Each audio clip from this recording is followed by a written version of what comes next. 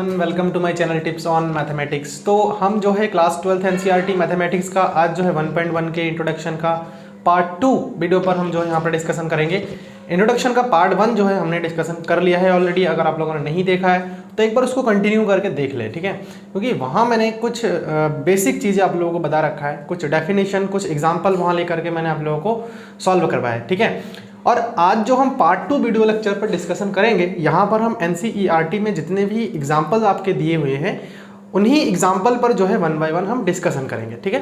Video को start करने से पहले हमारा जो क्लास 12th का जो चैप्टर नंबर 1 है वो है आपका रिलेशंस एंड फंक्शंस। तो हम फंक्शंस पर बेसिकली बात अभी नहीं करेंगे, क्योंकि फंक्शंस को जानने के लिए हमें सबसे पहले जाननी पड़ेगी रिलेशंस, ठीक है। तो रिलेशन के लिए मैंने सारी चीज़ें आप लोगों को बता रखा है कि रिलेशंस के टाइप्स कितने होते हैं और रिलेशंस जो होता है वो एक्चुअल में क्या होता है, ठीक है। आपको जो फर्स्ट पार्ट है इंट्रोडक्शन का, उसको जब आप देखेंगे तो आपको सारे के सारे जो आइडियाज़ है वो आपको लग जाएगा कि हम यहाँ पर क्या करने जा रहे हैं, ठीक है ना। तो एक बार देख लीजिए, टाइम हम ज़्यादा वेस्ट नहीं करेंगे। यहाँ पर जो है मैं थोड़ा सा बेसिक आपको बता देता हूँ एक बार, बहुत जो माइनर सी चीज़ है जो कि उसमें मैंने ऑलरेडी बता रखा है। रिलेशन का हम जो क्लास 12th है इसमें हम जो है इक्विवेलेंस रिलेशन पढ़ते हैं। बेसिकली यहाँ पर जो मेन है हमारा वो है इक्विवेलेंस रिलेशन, और इक्विवेलेंस रिलेशन से एक क्वेश्चन जरूर पूछा जाएगा आपके बोर्ड एग्जाम में, ठीक है ना। तो इक्विवेलेंस रिलेशन जो है, कोई भी रिलेशन इक्विवेलेंस रिलेशन होने के लिए वो जो है 3 टाइप के रिलेशन अपना सेटिस्फाई करना चाहिए। और वो क्या है? सबसे पहला जो रिलेशन हमारे पास आता है रिफ्लेक्सिव। दूसरा जो रिलेशन आता है इसमें हमारा आता है सिमेट्रिक, ठीक है। और तीसरा जो है वो है ट्रांजिटिव। तो ये जो है हमारे पास ट्रांजिटिव। तो कुछ रिलेशन है हमारे पास, ये 3 रिलेशन अगर सेटिस्फाई हो जाता है किसी रिलेशन के अंडर में, है ना, किसी रिलेशन के अंडर में अगर ये 3 रिलेशन हमारा सेट हो जाता है, मतलब सेटिस्फाई हो जाता है, तो हम उस कंडीशन में कहते हैं कि ये जो है एक इक्विवेलेंस रिलेशन है। कैसा रिलेशन है? इक्विवेलेंस रिलेशन है, ठीक है। तो ये चीज़ आपको ध्यान रखना है। इसी की बात हम जो है रिलेशन, है ना, रिलेशन, इसी को हम इक्विवेलेंस रिलेशन बोलेंगे। तो कोई भी रिलेशन को इक्विवेलेंस प्रूव करने के लिए हमें अगर 3 चीज़ दिखा दे तो हम जो है बता सकते हैं कि, और ये क्या होता है वो आपको जानने के लिए फर्स्ट वीडियो में जानना पड़ेगा, आपको वहाँ जाना पड़ेगा, ठीक है। तो यहाँ पर जो है एग्जाम्पल नंबर एनसीईआरटी का एग्जाम्पल हम सबसे पहले यहाँ पर हम जो है ऑप्ट करेंगे। और जो फर्स्ट एग्जाम्पल है मैं आप लोगों को देखिए पढ़ करके सुना देता हूँ। यहाँ पर क्या कहा है? Let A be the set of all students of a boys school. तो चलिए, आपके पास एक सेट ए दिया हुआ है, एक सेट ए दिया है, और ए सेट के बारे में क्या कहा है? Let A be the set of all students of a boys school. मतलब ए एक ऐसा सेट है जिसमें सारे के सारे स्टूडेंट आएंगे एक बॉयज स्कूल का। तो बॉयज स्कूल का मतलब क्या है कि भैया अगर ए सेट में सारे के सारे बॉयज स्कूल होंगे, है ना, सेट ऑफ बॉयज स्कूल, अब चीजों को समझिए, बॉयज स्कूल तो मतलब ये है कि इसमें जितने भी स्टूडेंट्स होंगे, जितने भी इसमें स्टूडेंट्स होंगे वो तो बॉयज स्कूल के स्टूडेंट्स होंगे। इसका मतलब क्या है कि सारे के सारे जो इसमें हमारे पास स्टूडेंट होंगे वो क्या होंगे? बॉयज होंगे। ये चीज आपको थोड़ा सा ध्यान रखना है। ये बॉयज क्या है? इस स्कूल के स्टूडेंट है ना। अब हम जो है क्वेश्चन पर आगे चलते हैं। देखिए, show that the relation R in A given by, एक सबसे पहला इसमें बता रखा है एक रिलेशन जो है आर इन ए, आपको बताना है आर इन ए। आर जो गिवन है वो आपका ये बता रखा है कि A comma B such that A is sister of B, A is sister of B. मतलब आपको मैंने बता रखा था, है ना, कि जो रिलेशन है उसमें जो ये ऑर्डर्ड पेयर आते हैं ये जो है हमारे किसी भी 2 सेट के कार्टेशियन प्रोडक्ट से निकल करके आता है, ठीक है। तो यहां पर ये डिफाइन किया गया कि ए जो है बी का सिस्टर है। मतलब जितने भी इस रिलेशन वाले सेट में जितने भी आपके इस प्रकार के ऑर्डर्ड पेयर बनेंगे वो सबके ऑर्डर पेयर जो है पहला वाला दूसरे का सिस्टर को बताएगा। तो आप एक कॉमन सा आइडिया आप लगाइए। चलिए क्वेश्चन को एक बार फिर से पढ़ लेते हैं, तब जा करके हम बात करेंगे। इज द एम्पैथी रिलेशन, ठीक है, मतलब इसको हमें बताना है कि इज एम्पैथी रिलेशन है। एम्पैथी रिलेशन मतलब ये एक एम्पैथी रिलेशन है, ये हमें बताना है। अच्छा, दूसरा इसमें एक दे रखा है एंड आर डैश जो दूसरा जो रिलेशन दे रखा है वो इन्होंने ये कहा है कि a, b such that the difference between heights of a and b, the difference between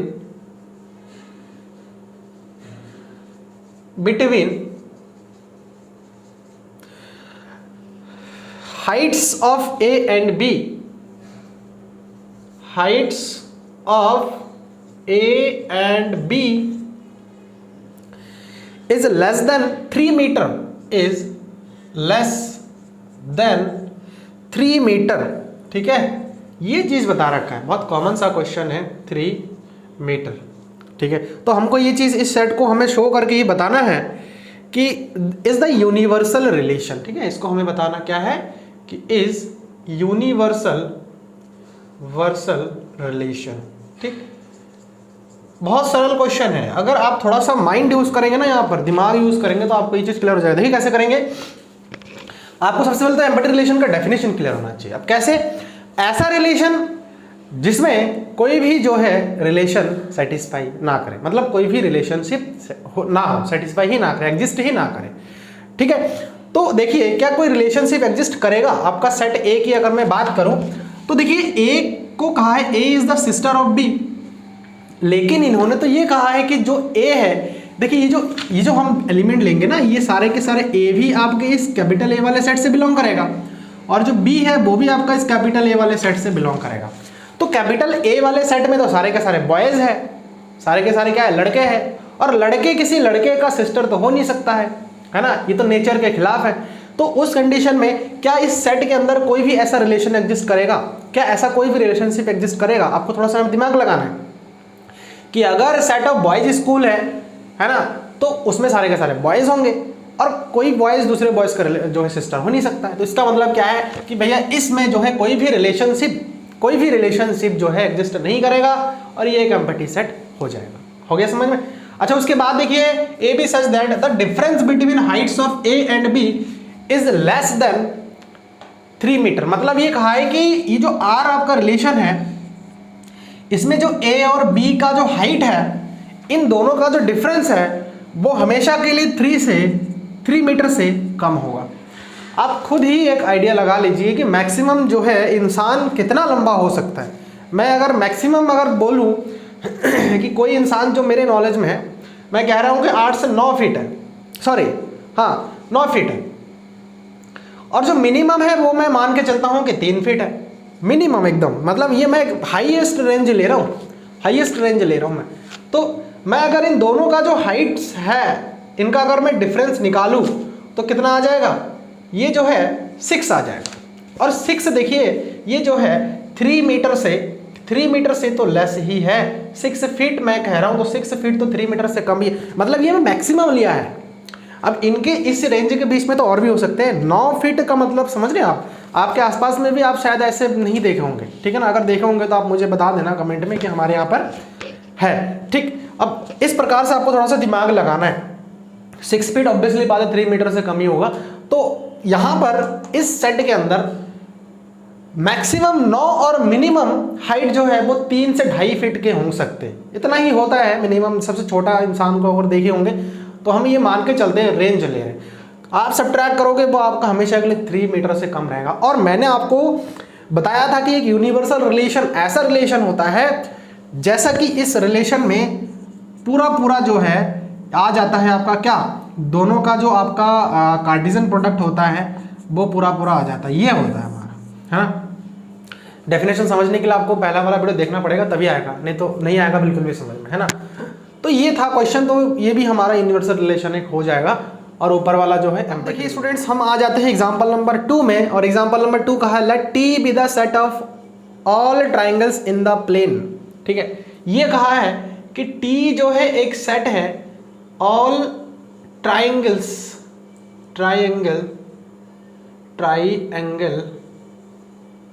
in a plane. अब आप खुद समझिए कि टी एक ऐसा सेट है जो कि सारे के सारे ट्राइंगल्स है। एक प्लेन में सारे के सारे ट्राइंगल्स है। ट्राइंगल्स आपके कई प्रकार के हो सकते हैं, जितने ही प्रकार के आपने पढ़ रखा है इसमें वो सारे के सारे प्रकार के ट्राइंगल्स आ जाएगा। ठीक है, उसके बाद क्या कहा है, with relation with R relation in T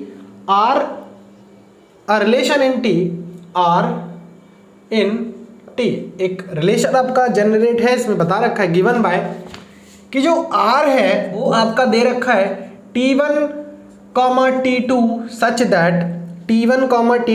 that T1 is congruent to T2, T1 is congruent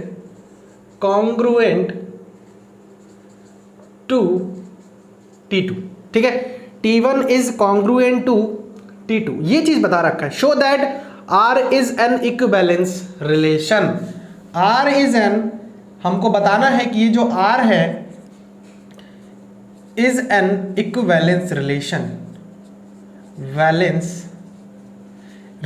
ठीक है, आपको ये चीज शो करके बताना है ना। बहुत ही अच्छा क्वेश्चन है ना, पूछा जा सकता है, आप इसको अच्छे से कर लीजिएगा। ठीक है, मैं बता दे रहा हूँ कैसे आपको करना है। तो कोई भी रिलेशन को इक्विवेलेंस शो करने के लिए अभी मैंने बताया था आपको 3 चीजें इसमें बताने होते हैं। वो नंबर फर्स्ट आपका आता है रिफ्लेक्सिव। क्या आता है, रिफ्लेक्सिव। अब रिफ्लेक्सिव में मैंने आपको ये बताया था कि A, जो है R में बिलोंग करना चाहिए। इसका मतलब क्या है, इसका मतलब ये है कि A का जो रिलेशन है A के साथ ही होना चाहिए। मतलब और अगर डिफाइन करें तो खुद से ही एक रिलेशन होना चाहिए। अब अगर हम बात करते हैं कि ये जो R है ये जो R है, इन्होंने ये कहा कि T1 is congruent to T2। मतलब अगर मैं कोई भी एक जो है ट्राइंगल इसमें से ले लेता हूँ। ठीक है, अब यहाँ पर एग्जांपल में देखिए इन्होंने एक्सप्लेन भी बहुत अच्छी तरह से लोगों ने कर रखा है। R is reflexive since every triangle is congruent to itself. अब मैं अगर दुनिया में कोई भी ट्राइंगल उठा लूँ ना, ठीक है, अब देखिए मैं अगर ले रहा हूँ कि जिसका 2 साइड जो है इक्वल होता है, उसको कौन सा ट्राइंगल बोलते हैं, कमेंट में बताइए कौन सा ट्राइंगल बोलते हैं। ठीक है, ये सब चीज़ आप लोगों को पता होना चाहिए। आई थिंक ये क्लास 7th 8th से पढ़ाया जाता है बच्चों को, ये चीज़ें आप लोगों को बहुत अच्छी तरह से पता होना चाहिए। तो सीखिए, आप लोगों को नहीं पता है तो और मुझे बताइए कमेंट में, नहीं आता है तो फिर मैं वहाँ ज़रूर बताऊँगा। तो मैं कह रहा हूँ कि अगर ये ट्राइंगल है तो ये अपने का तो जो है अपने से तो रिलेट है ही ना, खुद के साथ रिलेट होना। मतलब इसी ट्राइंगल को मैं कह रहा हूँ कि इसी ट्राइंगल से जो है रिलेट है ना, रिलेट है। तो ऑब्वियसली बात है कि भाई खुद से जरूर जो है रिलेट होगा। तो यहाँ पर वही बता, R is reflexive since every triangle is congruent to itself. Congruent prove करने के लिए हम जो है कुछ रूल्स उसमें यूज करते हैं। SSS जो है SAS कुछ नियम से हमने जो है कॉन्ग्रुएंसी भी प्रूव कर रखा है क्लास 10th में। तो ये सारी चीज़ आपको पता होना चाहिए। तो कॉन्ग्रुएंट तभी होता है जब हमारे पास कुछ रूल्स हम प्रूव करके बता देते हैं। SSS SAS है ना, ASA, इस प्रकार के AAA, ये कुछ हमारे पास रूल्स थे जिनके हेल्प से हम जो है प्रूव करके बता सकते थे कोई भी जो ट्राइंगल है वो हमारा कॉन्ग्रुएंसी है। अब आप कोई भी रूल जिसमें जो भी लग रहा है आप लगाइए, तो खुद से किसी और एक सेम एकदम वही ट्राइंगल में एक बार फिर से ले लूंगा तो इसको मैं जाहिर सी बात है कॉन्ग्रुएंस प्रूफ कर सकता हूँ, ईजिली प्रूव कर सकता हूँ, क्योंकि दोनों सेम है ना, दोनों सेम है। तो खुद से खुद का रिलेशन जरूर होगा, ये रिफ्लेक्सिव होगा, है ना। उसके बाद जो दूसरा हमारे आता है, दूसरा जो इसमें रिलेशन हमारा प्रूव करना होता है वो जो है सिमेट्रिक होता है। ठीक है, सिमेट्रिक रिलेशन। सिमेट्रिक में मैंने आपको क्या बताया था, सिमेट्रिक में ये बताया था कि इफ A जो है B से रिलेट है देन दिस इम्प्लाई B जो है आपका A से जरूर रिलेट होगा। अगर है तभी जाकर के उस रिलेशन को हम जो है सिमेट्रिक रिलेशन बोल सकते हैं। ठीक है, आया समझ में। मतलब ये होगा कि अगर A जो है रिलेट है B से then this imply must be क्या, B जो है रिलेट होगा A से। अब मैंने यहाँ पर ऐसा बात क्यों कहा है कि मस्ट बी, अगर सिमेट्रिक रिलेशन होना है तो जरूरी है ये चीज सेटिस्फाई होना, अगर नहीं हो रहा है तो उस कंडीशन में भैया सिमेट्रिक रिलेशन बिल्कुल भी नहीं होगा।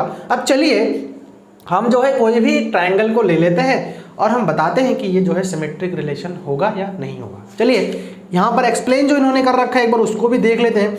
क्या कहा है देखिए, further T1 T2 belongs to R।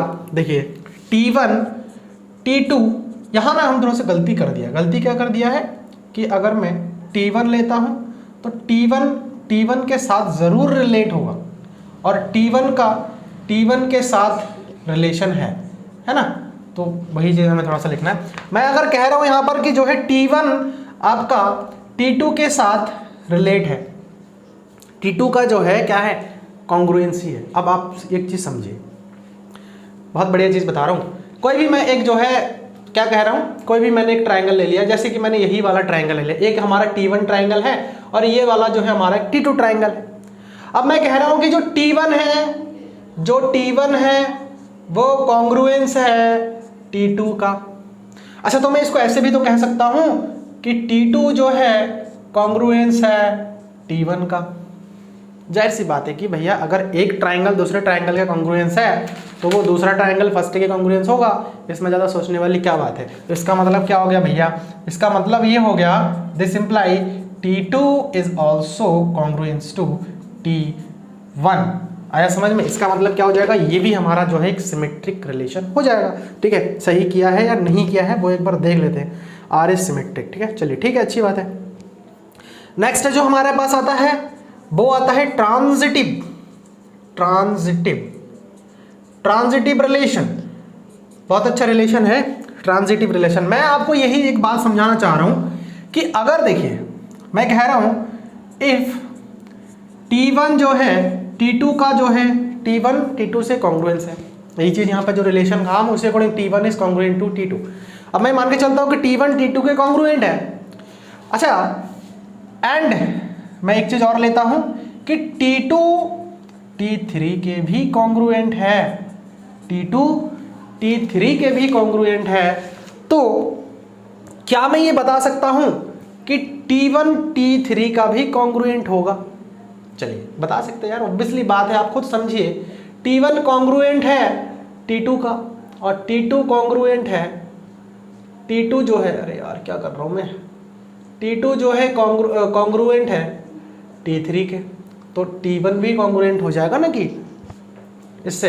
इसका मतलब क्या है, ये जो हमारा रिलेशन है वो हमारा जो है ट्रांजिटिव रिलेशन होगा, है ना। और अगर तीनों हमारे पास सेटिस्फाई कर जाता है, इसका मतलब क्या हो जाएगा कि ये जो है एक इक्विवेलेंस रिलेशन कहलाएगा। ठीक है, आई थिंक क्लियर हो गया है कॉन्सेप्ट। अच्छा, यहाँ पर आप लोगों को एक चीज़ डाउट हो सकता है कि भैया हम ऐसे कैसे कर रहे हैं। तो ऐसे कैसे कर रहे हैं उसको जानने के लिए आपको पहला वाला जो इंट्रोडक्शन पार्ट 1 है वो आपको देखना पड़ेगा, क्योंकि ये सारे के सारे जो रिलेशन हैं उसके इससे पहले मैंने आप लोगों को ये यूनिवर्सल रिलेशन, एम्बेडेड रिलेशन बता रखा है, सबका डेफिनेशन के साथ मैंने आप लोगों को बता रखा है कि रिलेशन क्या होता है। ठीक है, देख लीजिए आप लोग तो पता लग जाएगा और इसी प्रकार से हम इसको प्रूफ कर सकते हैं। अब जो है हम एग्जाम्पल नंबर सेकेंड हमने कर लिया है, अभी हम चलते हैं एग्जाम्पल नंबर 3 पर। तो एग्जाम्पल नंबर 3 देखिए क्या कहा है, let L be the set of all lines in a plane. ठीक है, बहुत बढ़िया है, ट्राइंगल जैसे क्वेश्चन हमने अभी किया ना। L be the set of all line, ठीक है, set of all line in a plane. एक प्लेन में जितने भी प्रकार के लाइंस बन सकता है, लाइंस मतलब क्या, रेखा, जितने प्रकार के लाइंस बन सकता है वो ये L का सेट है, एक L सेट है जिसमें सारे के सारे प्लेन पर जितने भी लाइंस आप ड्रॉ कर सकते हो, जितने भी लाइंस वो है। ठीक है, अब हम बात करते हैं आगे, इसमें क्या कहा है, and R with the relation in R जो है L में एक रिलेशन है, R is the relation in R is the relation in L define as, R जो आपका डिफाइन है वो किस प्रकार से है देखिए,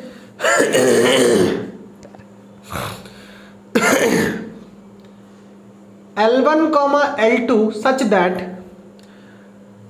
such that L1 is perpendicular to L2, L1 is perpendicular to L2, चीज़ों को आप बड़ा ध्यान से समझिए कि क्या कहा है। क्या ये कहा है कि जो इसमें सारे के सारे लाइन्स हैं, तो पहला लाइन दूसरे लाइन के परपेंडिकुलर है। L1 L2 जो आपका एक ऑर्डर्ड पेयर आएगा उसमें आपका रिलेशन ये बता रहा है कि L1 जो है L2 के परपेंडिकुलर है। चलिए बात करते हैं कि जो है सबसे पहला इसको बताना क्या है, एक बार पढ़ा तो नहीं है हमने। Show that R is symmetric. अच्छा, R को हमें बताना है कि ये जो है सिमेट्रिक है, सिमेट्रिक है, ठीक है। और R is the symmetric but neither reflexive nor transitive, है ना। हमें बताना है कि रिफ्लेक्सिव भी नहीं है, रिफ्लेक्सिव भी नहीं है, और जो है ट्रांजिटिव भी नहीं है, ट्रांजिटिव ये है। तो सिमेट्रिक के लिए मैंने आपको कंडीशन बता रखा है। सिमेट्रिक कब होगा, देखिए R इज नॉट रिफ्लेक्सिव, पहले हम स्टार्टिंग से बात करते हैं ना। रिफ्लेक्सिव, सिमेट्रिक और ट्रांजिटिव ये तीन रिलेशन होता है। तो सबसे पहले हम रिफ्लेक्सिव पर बात करते हैं। आइए, रिफ्लेक्सिव नहीं है ये चीज बताने के लिए देखिए यहाँ पर आपको सिंपल सा एग्जांपल देंगे तब भी काम बन जाएगा। कैसे, R is not reflexive as a line L1 can not be perpendicular to itself. आप खुद सोचिए ना भैया, आप खुद सोचिए इसको कि एक मेरे पास लाइन है, एक लाइन है L1। अब ये लाइन इसी लाइन के परपेंडिकुलर कैसे हो जाएगा। परपेंडिकुलर का मतलब क्या है कि हमारे पास दो लाइनें तो एटलीस्ट होना चाहिए। अगर दो लाइन है तो एक लाइन दूसरे लाइन के परपेंडिकुलर हो सकता है, मतलब 90 डिग्री का एंगल बन सकता है ना। यही तो चीज है। अब एक ही लाइन है आपके पास, अब ये लाइन इस लाइन के कैसे परपेंडिकुलर हो जाएगा, समझिए इस चीज को। तो मतलब ये है कि R जो है रिफ्लेक्सिव नहीं हो सकता है, ठीक है। R जो है रिफ्लेक्सिव आपका नहीं हो सकता है। क्यों नहीं हो सकता है वो मैंने आपको अभी बता रखा है। L1 can not be perpendicular to itself, ठीक है। R is not reflexive, R is not reflexive because L1 cannot be perpendicular to itself। इस चीज का ध्यान रखना, ये जो साइन है परपेंडिकुलर का साइन है, ठीक है। हाँ, तो साइन मैं यहाँ पर यूज कर रहा हूँ। चलिए नेक्स्ट हमारे पास आता है सिमेट्रिक। बहुत बढ़िया है। मैं ये कह रहा हूं कि आपका पहला लाइन जो है L1 जो है L2 के परपेंडिकुलर है। चलिए दो लाइन ले लेते हैं। एक लाइन को मैं यहां पर कह रहा हूं कि ये जो है L1 है और ये जो है L2 लाइन है, तो ये लाइन इस पर परपेंडिकुलर है। तो क्या मैं कह सकता हूं कि ये लाइन भी इस पर परपेंडिकुलर होगा? क्या ऐसा मैं कह सकता हूं? आप थोड़ा सा खुद से इस चीज को आप एक बार एनालाइज करिए, अपने दिमाग में ये चीज जो है दौड़ाइए कि जो है क्या ये लाइन अगर इस पर परपेंडिकुलर है तो ये लाइन क्या इस पर परपेंडिकुलर होगा? दोनों ही आपस में। ये है हमारा सिमेट्रिक वे। तो सिमेट्रिक को हम बताने के लिए देखिए L1 के परपेंडिकुलर हो ही नहीं सकता, तो हमने पहले चीज बता रखा है। R जो है सिमेट्रिक है, L1 L2 का जो है L1 जो है परपेंडिकुलर हो सकता है L2 का, और L2 भी हमारा जो है L1 का परपेंडिकुलर हो सकता है, ठीक है। कैसे हो सकता है यहीं पर आप देख लीजिए। जो है L1 L2 का परपेंडिकुलर है, 90 डिग्री है कि नहीं, और L2 L1 पर परपेंडिकुलर है, ये 90 डिग्री बना रहा है। तो दोनों ही केस पॉसिबिलिटी दोनों में ही है ना। L1 this imply L1 perpendicular to L2 and यहां पर हम ये कह सकते हैं L2 L1 belongs to R, क्योंकि L2 भी हमारा परपेंडिकुलर होगा L1 के। तो ये चीज हमारा रिफ्लेक्सिव हो जाएगा। आया समझ में? चलिए ट्रांजिटिव प्रूफ करते हैं। ट्रांजिटिव के लिए उन्होंने बता रखा है कि भैया ट्रांजिटिव नहीं है, हमको ये चीज बताना है कि ट्रांजिटिव नहीं है। चलिए आपको पता है कि ट्रांजिटिव के लिए तीन चीजें हमारे पास होना चाहिए, तीन जो है एलिमेंट हमारे पास होना चाहिए। एटलीस्ट किसी सेट में तीन एलिमेंट होना ही चाहिए। तो तीन एलिमेंट का मतलब यहाँ पर हमारे पास दो लाइन से काम चलेगा नहीं, हमें एक तीसरा और एक लाइन लेना है। हम ये मान के चल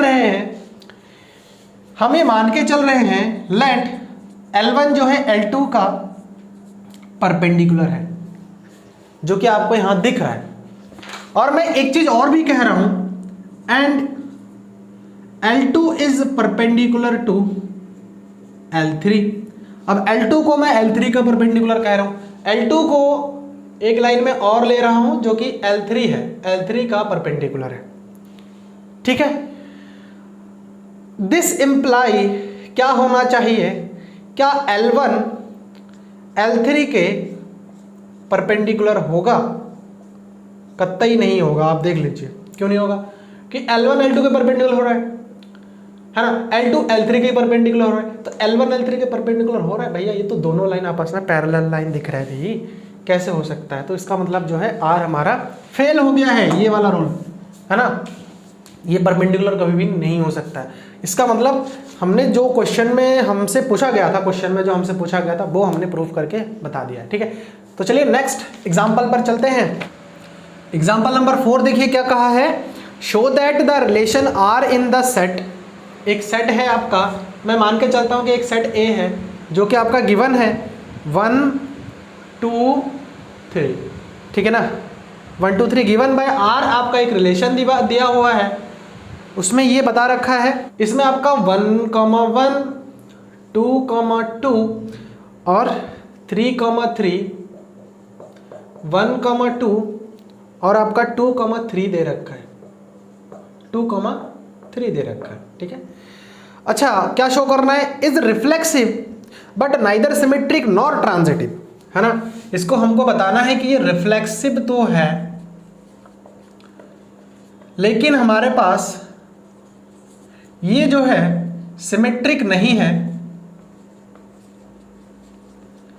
सिमेट्रिक नहीं है और आपका ट्रांजिटिव भी नहीं है। ठीक है, ये आपको बताना है। अब हम एक्सप्लेन करना शुरू कर दें। ठीक है, चलिए एक्सप्लेन कर दें। आर इज रिफ्लेक्सिव, है ना, रिफ्लेक्सिव होने के लिए क्या है कि सेट का जितने भी एलिमेंट होगा, सेट का जितने भी एलिमेंट होगा वो कहीं ना कहीं, देखिए हम बना करके दिखा देते यार, बहुत अंदर जाकर की बात कर सकते हैं हम, ऐसी बात नहीं है, ऐसा मत समझना कि ऊपर ऊपर से पढ़ा रहे हैं, हम बहुत डीपली जाकर भी समझा देंगे आपको। तो देखिए इस सेट में हम मान के चलता हूँ कि ये ए सेट है और ए सेट का ए सेट में ही जनरली हम रिलेशन दिखाते हैं, और ये भी ए सेट है 1 2 3 1 2 3। तो सबसे पहला तो इसमें इन्होंने बता रखा है कि 1, 1, तो इसका मतलब 1 का 1 के साथ रिलेशन है, एक रिलेशन बिल्डअप हो रहा है आर, मैं यहां पर कह रहा हूं कि एक रिलेशन बिल्डअप हो रहा है आर, ये इस सेट से इस सेट में, तो 1 का 1 के साथ रिलेशन दिख रहा है, 2 का 2 के साथ भी रिलेशन दिख रहा है, 3 का 3 के साथ भी रिलेशन दिख रहा है, 1 का 2 के साथ रिलेशन है, 1 का 2 के साथ रिलेशन दिख रहा है, 2 का 3 के साथ रिलेशन दिख रहा है, ये चीज है।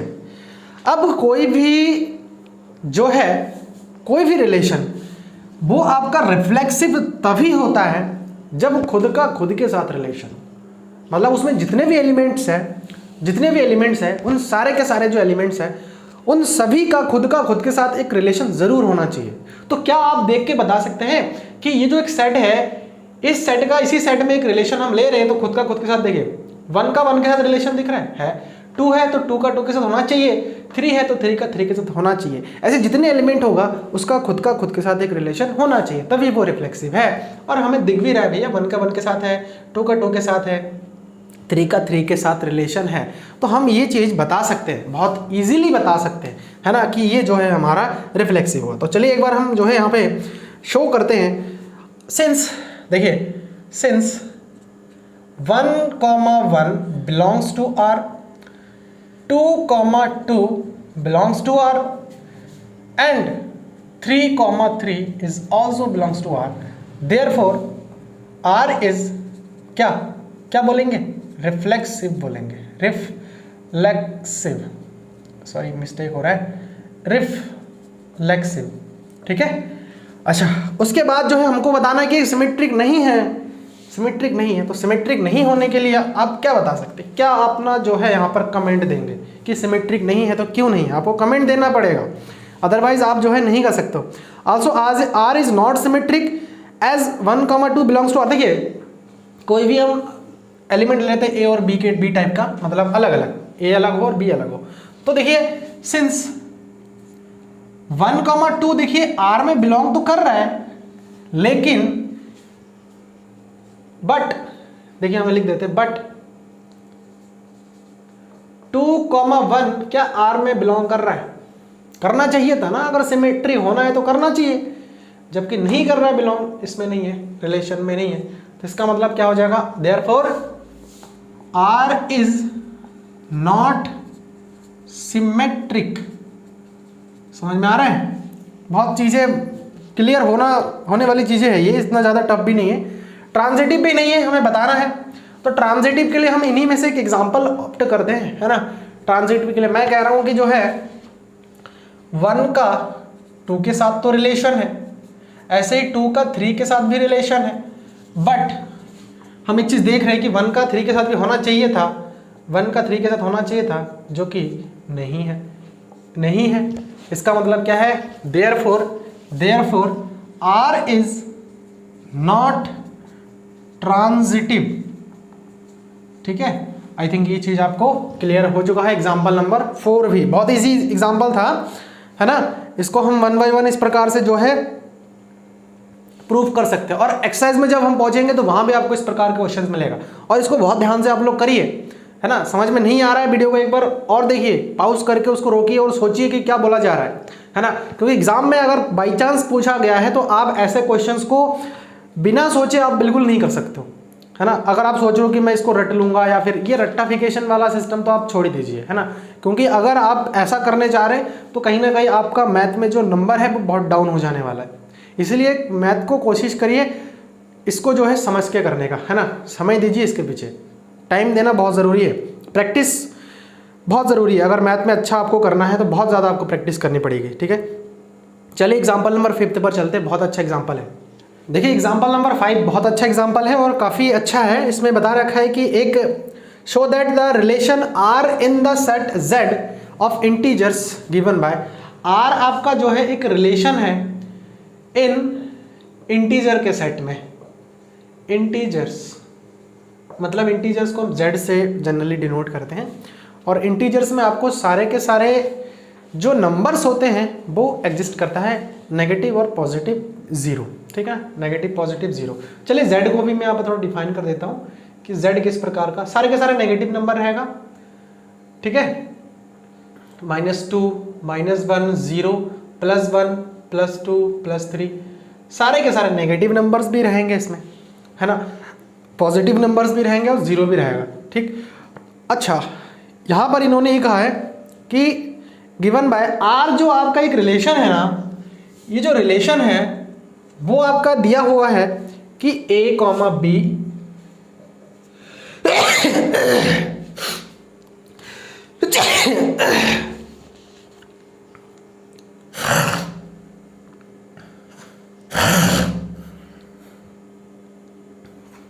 such that 2 divides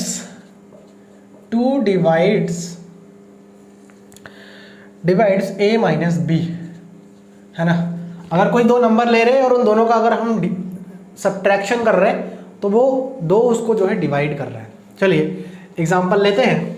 हमको बताना है कि ये जो R है वो आपका जो है एक इक्विवेलेंस रिलेशन है, ये बताना है हमको। ठीक है, कि एक इक्विवेलेंस रिलेशन है, एक इक्विवेलेंस रिलेशन है। तो चलिए इसको हम सबसे पहले शुरू करते हैं। R रिफ्लेक्सिव है, क्यों है देखिए। मैं अगर जो है फर्स्ट नंबर हम देखते हैं कि रिफ्लेक्सिव है या नहीं है। By example reflexive, by the example हम इस चीज़ को करने की कोशिश करेंगे। ठीक है, रिफ्लेक्सिव में मैंने ये बताया था कि खुद के साथ रिलेशन होना चाहिए, खुद के साथ रिलेशन होना चाहिए। मैं अगर कह रहा हूं कि इफ, देखिए यहां पर इफ A, A मतलब रिफ्लेक्सिव है। चलिए इफ लिखने की जरूरत नहीं है ना। A, जो है R में आपका बिलोंग कर रहा है। इसका मतलब क्या है कि अगर A, A R में बिलोंग कर रहा है, this imply 2 divides A minus A। अगर A माइनस A करूंगा तो 2 उसको डिवाइड कर देगा कि नहीं कर देगा, क्यों। दिस इंप्लाई 2 डिवाइड्स 0 को 2 डिवाइड कर देगा कि नहीं कर देगा। ऑब्वियसली बात है यार, ये सब बहुत कॉमन सी चीज़ है। 0 को 2 आराम से डिवाइड कर देगा, 0 ही आ जाएगा। और 0 क्या है आपका, इंटीजर है। तो इसका मतलब क्या है कि ये R जो है आपका, this imply this imply R is क्या, रिफ्लेक्सिव। बहुत अच्छा ही क्वेश्चन है, मुझे तो बहुत पसंद है ये वाला क्वेश्चन। बाकी आप लोग अगर प्रैक्टिस करेंगे तो आपको भी हो सकता है कि पसंद आ जाए, है ना। उसके बाद जो है दूसरा हमारे पास इसमें रहता है सिमेट्रिक। देखिए प्रूफ करने के लिए थोड़ा सा आपको दिमाग लगाना पड़ेगा। कैसे? मैं अगर बात कर रहा हूं कि a, b जो है R में बिलोंग कर रहा है, इसका मतलब क्या है? इसका मतलब ये है this imply 2 divides a minus b, 2 divides a minus b, है ना। दिस इम्प्लाई 2 divides जो है b माइनस a को भी डिवाइड कर देगा, है ना। क्यों ऐसा बोल रहे हैं? क्योंकि a अगर b को डिवाइड a माइनस b अगर 2 डिवाइड कर देता है तो b माइनस a भी 2 डिवाइड करना चाहिए, तभी जाकर के हम कह सकते हैं कि जो है r हमारा सिमेट्रिक रिलेशन है ना। कैसे? अब एग्जांपल लेते हैं यहाँ पर साइड में, हमें यहाँ पर एग्जांपल से समझना है। मैं ये कह रहा हूँ कि जो है 2,4 है ना, मैं कोई भी आप इंटीजर ले सकते हो, आप ले लीजिए कोई भी इंटीजर, आप फ्री हो लेने के लिए, है ना। आप कोई भी इंटीजर ले लो। तो अगर जो है 2 डिवाइड कर देता है, देखिए ये R में बिलोंग करेगा, जाहिर सी बात है। मतलब आप कोई भी इंटीजर कह रहे हो तो इसका मतलब ये नहीं है कि आप जो है ऐसा कोई इंटीजर ले लो और वो आपको ऑड नंबर आ जाएगा। 2 वही नंबर को डिवाइड करेगा जो इवन नंबर्स आए, हाँ, सब्ट्रैक्ट करने पर इवन नंबर्स आए। ऐसे तो इंटीजर के सेट में बहुत सारे नंबर हो जाएंगे जो कि आपस में आप अगर सब्ट्रैक्ट करोगे तो हो सकता है कि आपका जो है क्या आ जाए, ऑड नंबर आ जाए, है ना। एग्जाम्पल आप ले करके देख सकते हो। अगर मैं 1 और 2 ले लूँ, है ना, तो 1 में से 2 को सब्ट्रैक्ट करूंगा तो 2 उसको डिवाइड नहीं करेगा, जबकि है तो वो इंटीजर में से। तो ऐसा थोड़ा सा आपको एग्जाम्पल चूज करना पड़ेगा। चलिए मैं एग्जाम्पल लेता हूं कि जो है 2 और 4 जो है R में बिलोंग कर रहा है। इसका मतलब क्या है कि 2 जो है डिवाइड कर देगा 2 माइनस 4 को, इसका मतलब माइनस का 2 को, 2 माइनस का 2 को डिवाइड करेगा, ऑब्वियसली बात है। अब मैं इसको कह सकता हूं कि 2 जो है डिवाइड कर देगा 4,2 को। ये भी R में बिलोंग करेगा कि नहीं करेगा? रिलेशन में बिलोंग करना चाहिए। तो 4,2 को, 4,2 का मतलब क्या है? 4 माइनस 2 बराबर 2, 2 को डिवाइड जरूर करेगा। तो यही एग्जाम्पल है, ठीक है, यही चीज है यहाँ पर भी कि अगर A B जो है R में बिलोंग कर रहा है तो 2 जो है A माइनस B को डिवाइड करेगा, साथ ही साथ 2 जो है B माइनस A को भी डिवाइड करेगा, ठीक है, B माइनस A को भी डिवाइड करेगा। दिस इंप्लाई क्या है? इसका मतलब क्या है कि जो है B आपका B, A जो है आपका R में एग्जिस्ट करेगा। इसका मतलब ये है कि R जो है देयरफॉर या फिर हम यहाँ पे कह सकते हैं this imply R is symmetric, ठीक है। आ रहा है समझ में बातों को? अब देखिए यहाँ हम करते हैं जो है ट्रांजिटिव अब रह गया हमारा, तो ट्रांजिटिव हम यहाँ पर प्रूफ करते हैं। देखिए थर्ड वाला है हमारा ट्रांजिटिव। तो ट्रांजिटिव में क्या है? मैं ये कह रहा हूं कि इफ A, B, देखिए यहां पर हम बात करेंगे A, B जो है अगर हमारा R में बिलोंग कर रहा है, इसका मतलब क्या है कि 2 divides A minus B, and यहीं से हम बात करना शुरू करेंगे, and B, C belongs to R। हम ये मान करके चल रहे हैं, इफ करके लिख लेता हूं कि अगर A जो है, इसका मतलब क्या है? This imply 2 divides A minus B, 2 divides A minus B, and इसका मतलब क्या है कि 2 डिवाइड्स, हम सिर्फ डेफिनेशन पर चल रहे हैं, 2 डिवाइड्स B माइनस C, 2 जो है B माइनस C को डिवाइड कर रहा है। तो क्या हम ये कह सकते हैं कि A जो है C को भी डिवाइड करेगा? ऐसा हम कह सकते हैं। चलिए थोड़ा सा हम यहाँ पर देख लेते हैं कि A जो है C को डिवाइड करेगा या नहीं करेगा। This imply 2 divides A minus C। अब A माइनस C हमें कैसे मिलेगा? चलिए A माइनस C के बारे में हम थोड़ा सा बात करते हैं। A माइनस C निकालने के लिए हमको जो है A minus B plus B minus C करना पड़ेगा। अगर हम ऐसा करेंगे तो हमें A माइनस C मिल जाएगा। तो A माइनस B आपको पता है कि देखिए A माइनस B जो है a माइनस बी जो है 2 से डिविजिबल है और b माइनस सी ये भी 2 से डिविजिबल है, तो ऑब्वियसली बात है कि भैया ये भी 2 से हमारा डिविजिबल हो जाएगा। अगर ये हो जाएगा तो हम ये कह सकते हैं कि a c belongs to r। चलिए, होप कि आपको समझ में नहीं आया है, मैं भी जानता हूँ, लेकिन एग्जाम्पल की ज़रूरत है। मैं ये कह रहा हूँ कि जो है इफ 2,4 बिलोंग्स टू r, है ना, एंड एग्जाम्पल ले रहे हैं, इसका हमने 2,4 लिया, उसके बाद मैं कह रहा हूँ कि 4,6 बिलोंग्स टू r। इसका मतलब क्या है कि 2 जो है डिवाइड कर रहा है 2 माइनस 4 को, 2 डिवाइड्स 2 माइनस 4, ऑब्वियसली बात है यार, 2 आएगा, माइनस का 2 आएगा, वो जो है डिवाइड हो जाएगा। एंड यहाँ पर थोड़ा सा इधर करके लिख लेते हैं ना, 2 माइनस 4 को डिवाइड करेगा, एंड 2 डिवाइड्स, ध्यान से समझना इसको, 2 डिवाइड्स 4 माइनस 6, जाहिर सी बात है 4 में से 6 गया, माइनस का 2 आया, माइनस का 2 जो है डिवाइड कर देगा। अब मैं ये कह रहा था कि जो है 2 डिवाइड करेगा a माइनस सी को, ये अगर a है और ये अगर c है, बात करते हैं, 2 डिवाइड्स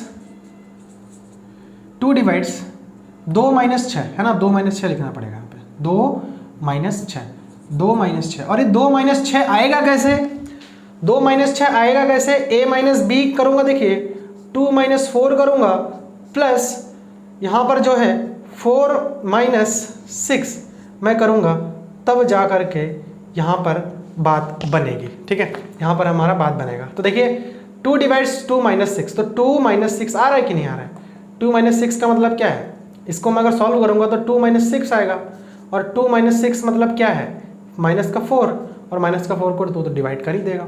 तो ये इसका बेसिक सा एग्जाम्पल था, और एनसीईआरटी में जो इंट्रोडक्शन का पार्ट 2 वीडियो लेक्चर था, इसमें हमारा जो मेन एम था, मेन ऑब्जेक्ट था, वो था कि इसका एग्जाम्पल लेने का, कभी कभी एग्जाम्पल ही पूछ देते। तो जितना भी इसमें एग्जाम्पल 6 भी है वो इतना ज़्यादा खास नहीं है, तो हम उसको ज़्यादा करेंगे नहीं, क्योंकि टाइम वेस्ट करना खाली में बेकार है। आप उसको पढ़ेंगे ना तो खुद भी कर सकते हैं, ठीक है। एक बार आप उसको पढ़िए, करिए, अगर नहीं आता तो मुझे एक बार कमेंट करके बताइए, कोशिश करूँगा किसी वीडियो में इसको एक्सप्लेन करके आपको सॉल्व करके बता दूँ, ठीक है। तो ये चीज़ आप थोड़ा ध्यान रखना। आज जो है ये पार्ट 2 इंट्रोडक्शन का हमारा एंड हो चुका है। अब नेक्स्ट लेक्चर में आप लोगों के लिए जो है एक्सरसाइज नंबर 1.2 का जो फुल सॉल्यूशन है वो आप लोगों के लिए लेकर के आऊँगा, ठीक है। सो चैनल पर अगर आप लोग नए हैं तो इसको सब्सक्राइब जरूर करें और नोटिफिकेशन बेल को भी प्रेस कर दें, ठीक है। और अगर वीडियो आप लोगों को अच्छा लगता है, समझ में आता है, तो इसको जो है लाइक कर दें और अपने फ्रेंड्स लोगों के साथ शेयर भी कर दें। So thanks for watching this video.